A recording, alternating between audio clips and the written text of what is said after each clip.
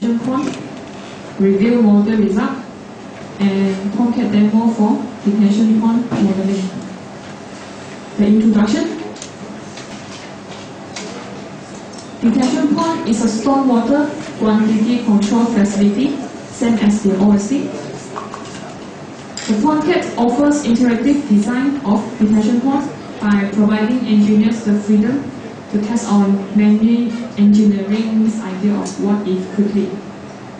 The detention pond design is a try and error, involves a lot of try and error, like adjust the basin size, adjust the primary outlet size, and then observe the peak outflows and the maximum water level. So it involves a lot of try and error. And the calculation in detention pond design is very tedious. Later on, I will explain why the calculation is very tedious. We look at authority requirement for detention pond design, the NISMA requirement. The primary function of the pond is to reduce peak discharge by temporary storage and gradually release of stormwater runoff through control outlet. The function is exactly same with OSD. The calculation is different. We look at this graph. The thick black color line graph is for post development and control runoff without detention pond after development, post development. So we can see that the peak increased dramatically. Okay, we look at another line, thin solid line. This is a post development control runoff by detention. And we look at the dashed line. It's the pre-development and control runoff. Pre-development without detention pond. So the design purpose is we need to size up a detention pond with a suitable outflow control so that the Q post is being reduced. We want the effect of the thin solid line. We look at one example. As we know that the detention pond design concept is Q post cannot be larger than Q pre. The Q is determined by the ARI years. And now we look at example A. Receiving drain capacity 50 years. The discharge from the pond is into a receiving drain of 50 years ARI. Inflow into the pond. We have 3 storm events. The first one is minor, second one is major, the third one is secondary spillway design storm. We have 3 storm events. 5 years, 50 years, and 100 years. Normally major design storm is 50 years, secondary spillway design storm is 100 years. Minor design storm can be 2 or 5 years or 10 years, depending on the engineering judgment. Okay.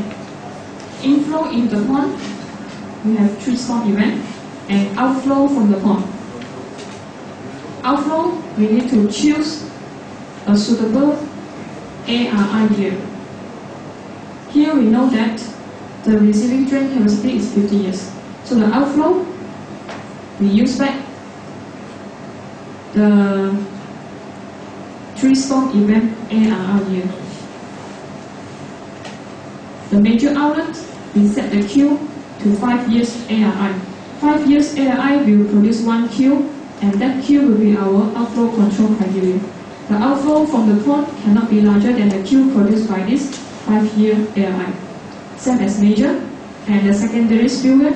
For MASMA, there's no control criteria for the secondary spillway. This is the case if our receiving drain capacity is 50 years. So the outlet can have the Q until 50 years. What if the receiving drain capacity is until 2 years ARI. It will not affect the storm event. The storm event will still have minor, major, and secondary. ARI years the same, but the outflow, the Q will be different because the receiving drain capacity is only 2 years ARI. So the outflow of the major and the minor cannot exceed this 2 years ARI. So in the design, we need to change the minor outlet, the outflow control criteria to 2 years ARI, and the major outlet, we need to disable the major outlet because the major outlet is for 50 and 50 years ARI. The 2 years ARI is not under the 50 years ARI already exceeded the 2 year ARI. So the major outlet must be disabled. So this pond only has 2 outlets, minor outlet and the secondary spillway. Now we look at for the pre-development inflow ARI setting. We can set the minor design storm here and the major design storm here. This is for the pre-development. We select our storm event. And then for the post-development outflow, we can choose the basic outflow limit ARI. It can be smaller than the storm event, depending on the receiving drain capacity.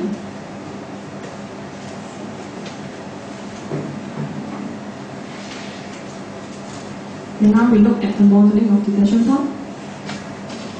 The modeling uses 2 methods. The first one is time area method. The detention pond is to handle larger catchment. So the larger catchment has the storage effect. So it needs time area method. It will produce more accurate Q. And the infiltration method we use here is the initial and proportional losses. The modeling only involves 4 steps: pre-development, post-development, pond sizing, and outlet design. 4 steps. Okay, we look at step 1, pre-development. In order to have input, we know what input data into the program. Firstly, for the pre-development, we need a pre-development plan. Let's say our pre-development is a natural catchment. So from this contour graph, we need to delineate a watershed. Watershed is also known as catchment. We need to identify the boundary in the stream flow for this catchment. Firstly, we need to know where is the discharge point. And then we need to identify the stream flow pattern based on the control map. So to identify the stream flow path, we need to have technique to interpret the control map. We must can identify valley and ridge. Okay. We look at all of us has know the circle here indicate peak, the peak. Okay, then we will see there is some V-shaped control line pointing away from the peak. This is the ridge. Ridge will divide the water, the rainfall. The rainfall will be separated to 2 directions, from here and from here. Ridge is the water dividing line. And there's also a V-shaped control line pointing to the peak. This is the valley. Valley is where the runoff concentrate.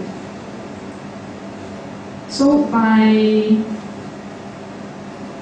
if we know how to read the valley and the ridge, then we will know how to draw out the stream flow path. Here we can see that this is the valley. This is the main valley. So the main stream, of course, is along the valley. And then there are some small small valley here. This small valley is perpendicular to the control line. There are some control line here.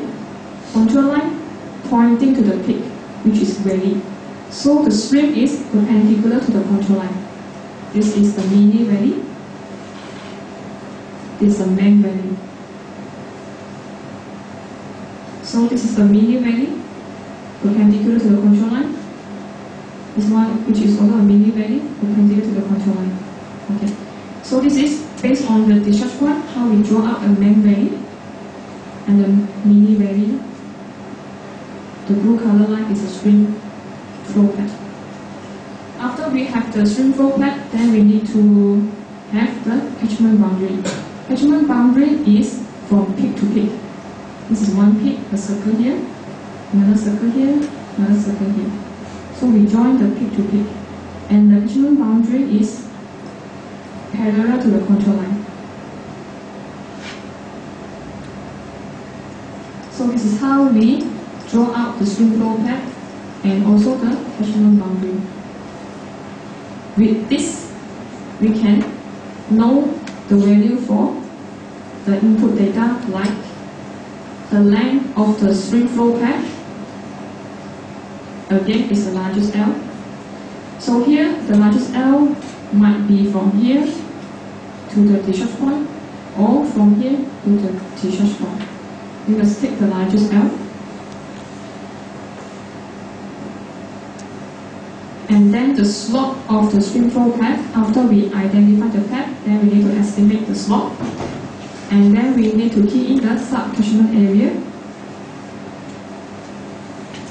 And then we need to specify the catchment location. And the ARR here for minor design storm and major design storm.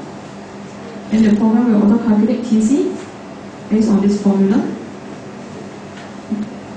The user can also manually change this value. The program will also auto-calculate 224 and FD. And fitting coefficient ABCD for the minor design storm and major design storm. And at the end, we'll calculate the minor design storm peak flow and the major design storm peak flow. The QP, we need to use it to check whether the Q post is larger than the QP. If the Q post is lesser than the QP, then there's no point to design a detection point. Okay, now we proceed to step 2, post development input data. This one is exactly same as the OSD, formula used also the same. The overlay flow time, same concept. So we need to key in overlay sheet flow path length, the slope, and also the landing roughness for the surface, the drain length, and also the average drain velocity.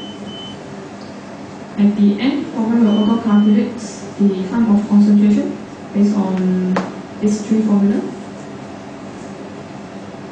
And then we'll do a lot of back calculation to propose the most critical storm duration. The most critical storm duration is the storm produce the largest value of estimated basin volume. The storm duration here is a bit different from the OSD design. The OSD, we can use any storm duration we want. It can be 5, 10, 15, 20. But here, the storm duration here, we cannot do that. We need standard storm duration. The standard storm duration is recommended by MASMA. Why we need to follow standard storm duration is because in detection pond design, we use a lot of table value and coefficient. We don't have, the MASMA did not provide those coefficients for other storm duration. If we interpolate ourselves, will it be accurate? Unlikely, because those coefficients is based on real storm event. So that's why we need to use that the standard storm duration. Step 3, pond sizing. The input data needed is the depth of the pond, the pond invert level,